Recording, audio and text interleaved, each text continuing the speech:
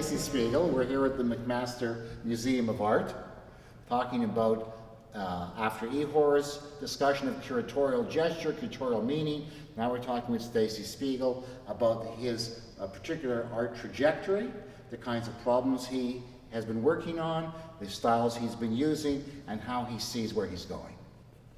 You're on. Thank you. Well, let me just kind of roll some time back to talk about my interests. And, you know, because for many artists that you've been talking to, you realize that their life's work is a reassertion of the same ideas over and over again, in different ways often, but the same fundamental themes. And for me, that connection very early on between nature and culture, between how we understand the nature and how we live within the nature, was really was an important factor. It was an ecology theme before it became a popular theme. I didn't know about ecology in those days, couldn't and spell it, I couldn't even spell it. So, but in thinking about what I was seeing around me and the world I was living in, because, you know, as a Canadian, my perception of space and time and landscape is very different than if I was living in other parts of the world, and it framed really an understanding of a mechanization.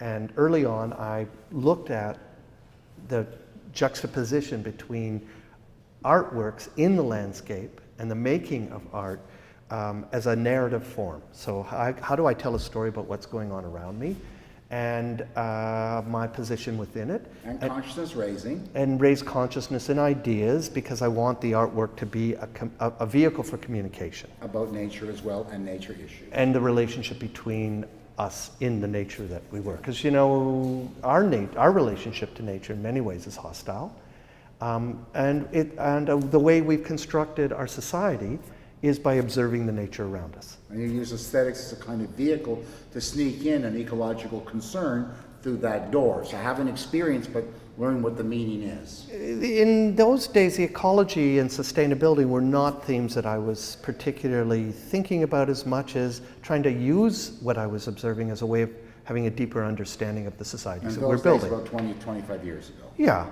So, you know, early on I was working with techniques, kinetic techniques, to move water and to use water as a malleable form, because I saw the processing of water as one of the elements that really defined us. Fresh water in Canada, you know, one of the countries in the world with the most fresh water. How do we use it?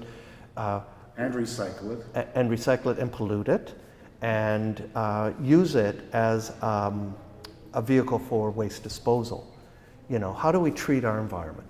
So, you know, and the mechanization of the nature around us was something that I observed a lot, because I lived in agricultural environments, and then I would move to an urban environment and a rural environment, back and forth. And back to an agricultural environment again. And so that idea of connecting landscape to life, to social organization, was a theme that early on was paramount to my work. And more I connected to the notion of phenomena. I simplified things and tried to create works that really took into account the nature of phenomena itself. Phenomena in this case refers to? Earth, wind, and fire, all the stuff the driving forces in nature itself. And I tried to simplify and work with elements. And the experience of them, how do we connect to them? How do we track them? How do we visualize them? You know, the stuff that's going on around us. And early on, I went to Paris. I had a studio in Paris, and I was thinking a lot about the public nature. How could we take into public urban settings, or bring into public urban settings, the force and power of nature in a way that expressed how it shaped us culturally. And experience it. And the art opportunity is for people to experience these forces and dynamics and learn about them. So there's the important aesthetic role that you have. A very important aesthetic role, and then that reinterpretation, I was trying to really reach a spiritual level, because fundamentally I see art, the power of art, as evoking some kind of spiritual consciousness. And that when that happens, that's an extension of all that material and force and kinetic elements. They all come together to do something, and that something is a deeper meaning, and it evokes not just ideas, but also an intuitive sensibility about the world that's different. So in a sense, people have feelings about meanings without really thinking about it. They just Right. sort of, your artwork is insidious in a sense. It sneaks in there.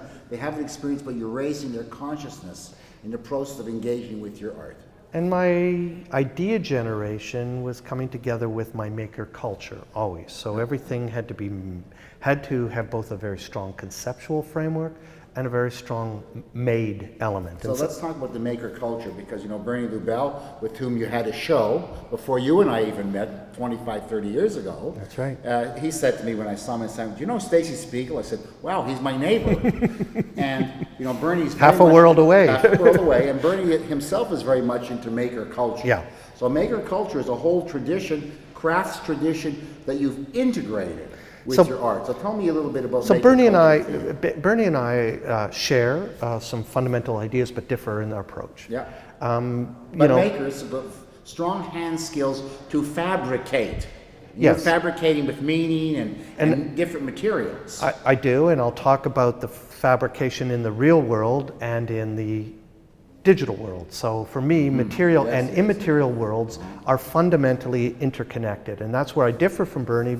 That I've strayed into. I live in. Abstracted it all.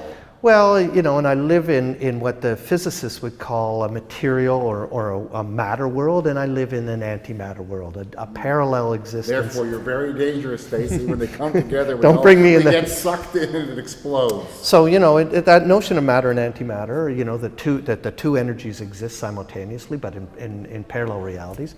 This idea I like very much, Parallel worlds construct. and that's where the parallel worlds construct comes from, and the notion, you know, in bringing together the force of the digital world to enhance and provide a deeper understanding of the real world. So in my trajectory from maker culture, I was very hands-on, very handmade works. Still.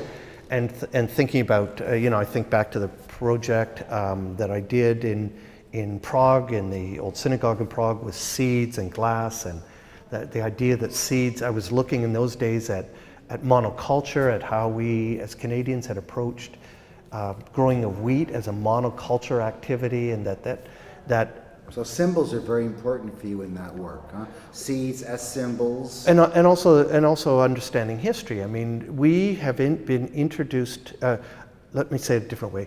Our understanding of social organization has come about as a consequence of observing nature, and our production of agriculture has influenced our thinking about cities and the way they should be organized.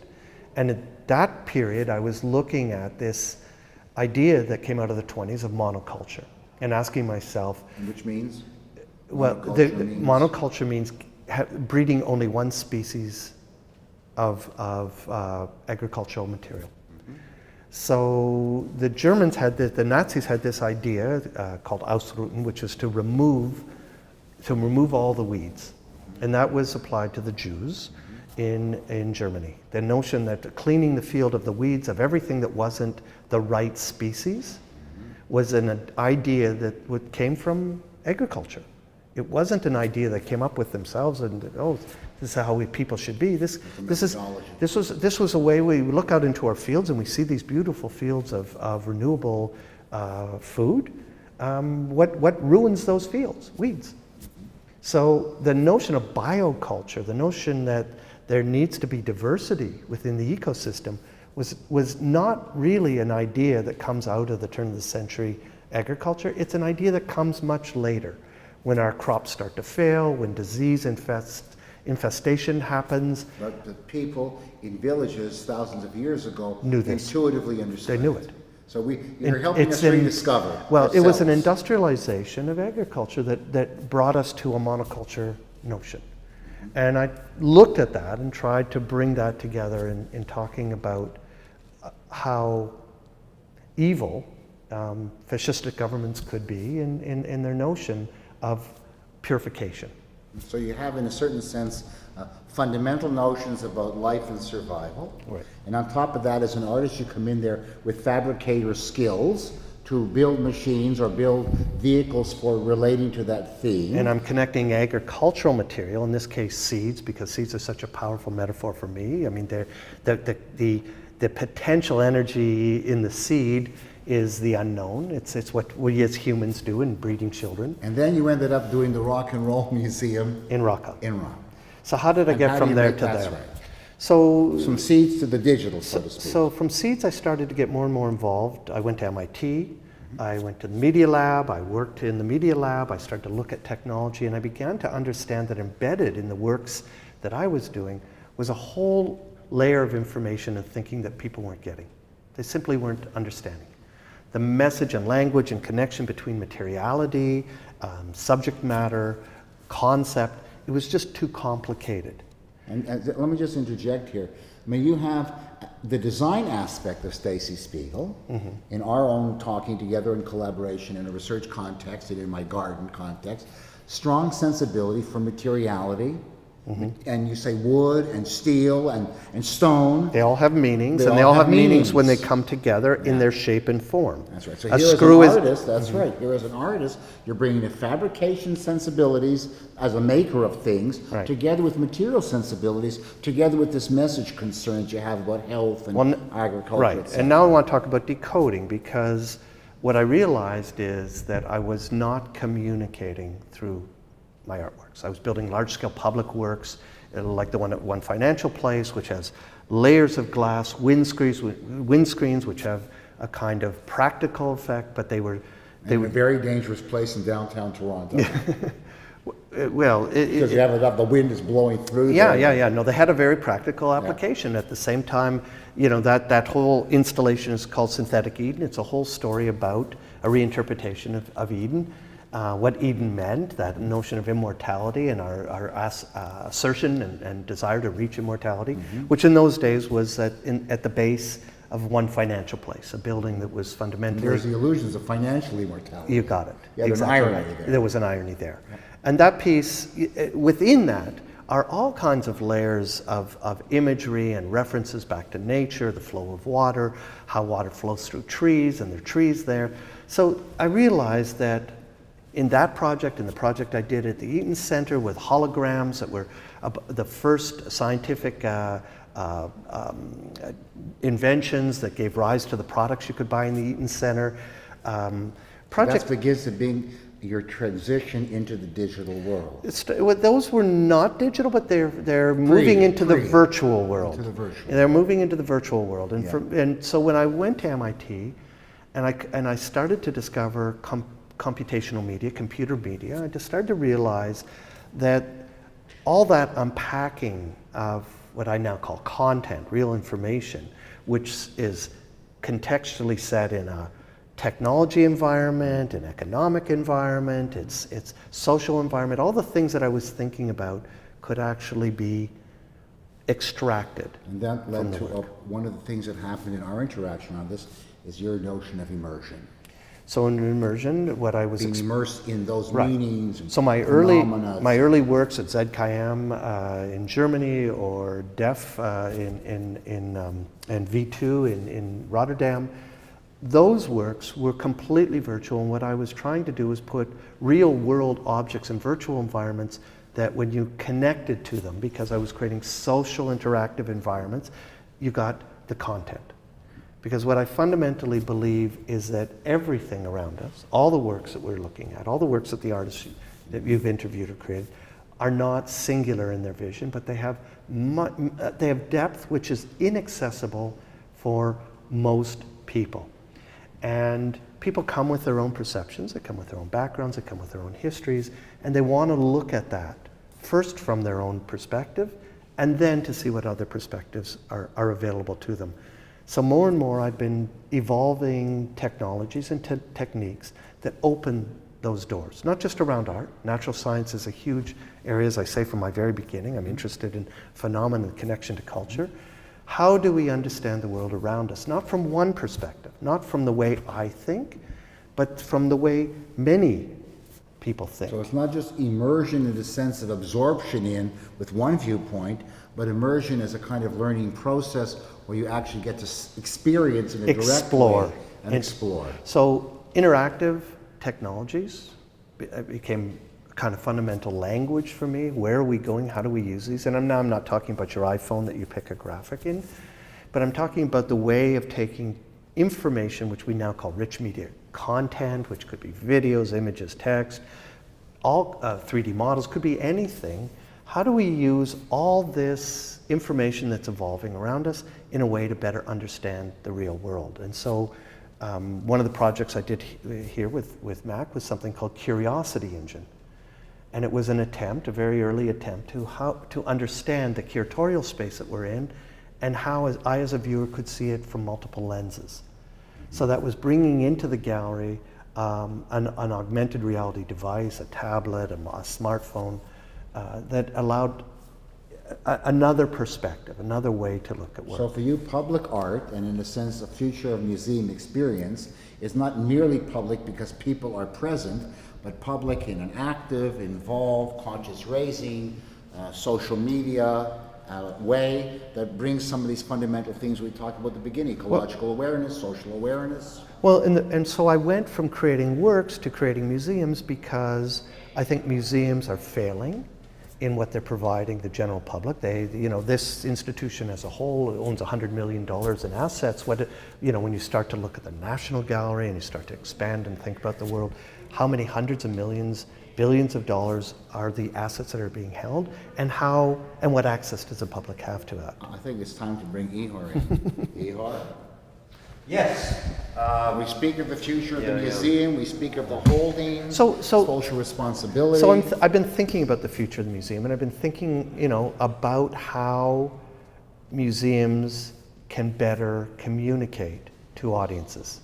So not necessarily changing an existing institution and their approach, but rather helping them to see what opportunities there might be in the future, both new media-based. in using the real world and the virtual world together. Mm-hmm. So not just media-based, but how can some media, in some contexts, influence and assist a better understanding of the assets that they hold? And how can they be shared, both on a research level, as well as on a public level, more equitably? And so how do you see Ihor in dialogue with this, in a sense, the future of the virtual in relation to these very material objects that are hanging on the walls? It's a discussion we've had, and I think it's it's how one, to what degree one brings these things together. How do you manage it? The museum is a very old-fashioned vehicle. Not that old, it's 200 years old. The museum that we know today really is the invention of the Victorians, that is, processional walk in which you see the advancement of culture. Look how good we are. And how much we've stolen from our protectorates and our colonies, and we put our names on it, which Sure. is really what Sure. the Looting is part of history, isn't it? The victors say, by the way, we're taking that. And we argue, and it can be argued back and forth. You say, we are in this here. Are we preserving it? Well, to preserve it, something is to make it static. So we are, in a custodial way, we are preserving objects for the future, but one must activate it so it doesn't seem like a trophy on the wall. So, the trophy on the wall is the headhunter. It's like, wow, that's a heck of a moose head. What happened to the rest of the moose? What I'm trying to do is get the rest of the moose in it, right? the moose is in storage. The moose is in storage, right? Stacey's wall. But I don't have an answer for that. Building a bridge between the processional, the solid, and the virtual. So matter and antimatter. Where's the antimatter here? Sure. We need to find a vehicle to connect to that. And traditionally institutions have a certain methodology and practice, and that's a slow-moving entity. So I've been looking at different kinds of institutions, what I would call experience centers, where all the principles of art and art making, of communication, interactive technologies can all come together in an interdisciplinary environment, because fundamentally I see the role of an artist differently today than when I first started. And I'm trying to propagate and open up that opportunity for artists to not be marginalized entities within society, but to be fully integrated as experiential advisors, if you like, as social navigators, within projects that run from aesthetic projects to engineering projects to medical projects, because the artists are a fundamental asset. Or not just a designer, but a social designer, a social consciousness raiser. I think in my experience of viewing at a distance images of the Rock and Roll Museum is the immediacy of the presence of scale, the immediacy of the presence of vision for the people moving through the spaces, so they're immersed. It's not only that, it's talking about the subject matter in a way which can communicate something more than can be communicated through a design, engineering design, or a scientific process. It's a way of thinking about the world that's different, that is, again, comes together with scientific processes, that comes together with engineering processes, that gives the ultimate result in the material world, in the matter world, is more valuable. So, in a certain sense, you're saying artists go beyond the museum into the everyday lived world as social and aesthetic designers to go beyond the material of the buildings that are there or the symbols that people are trying to create to raise consciousness and give it a very immediate kind of experience. That's how I experience some of your works. And I would also say that the artists experiment in this way, and what they learn through their experimentation, because this is not a one-way vehicle. This is not a vehicle just out to the world. I mean, artists are making works as experimental idea generation tools. Look at Kiefer, a great example, you know, of thinking about German culture and redefining it at the same time. It's a very important point. We see works in isolation and fail to realize that they're experimental moments. The artist has come before in a certain way in a culture and going a certain place, and they're experimenting. How does that relate to what you're doing? Well, because historically we assume that these capture the ideas that should be embedded in society through viewing them. And what I think is the artist has a fundamental role. What they learn here, they need to bring into society as a whole. And we need to find tools and ways and methodologies to allow those ideas, that approach, that way of thinking to be merged together with other areas of social development. So I talk about, my book is the aesthetics of emotion. You're talking about the aesthetics of everyday life. Yeah. The aesthetics of lived experience. And bringing emotion to that everyday life that's evolved from artistic practice. Because one thing you have to realize is that we live in a time now of the greatest period of human expression ever in human society. In terms of? More people are open to expressing themselves, who have a desire to express themselves, whether it's standing behind a camera as a videographer, whether it's making a YouTube video, creating a So it's the legitimacy of the self as expressor. I mean, that's how I saw the cave painter. The cave painter is a person who says, wait a second, I see this in the cave wall, but wait a second, if I use this material in a certain way, I can take my vision and preserve it for others to see. And I think, that's a role that the artist plays as an intervener in the world, as a conscious raiser. I mean, we talked about your curatorial efforts in the same way, as a consciousness raiser, and there are certain latent motifs and ideas that are behind the show or behind your pieces, and you're saying, well, let's let it flower so people can participate and be encouraged to be free themselves. Well, without artists, I wouldn't have a job.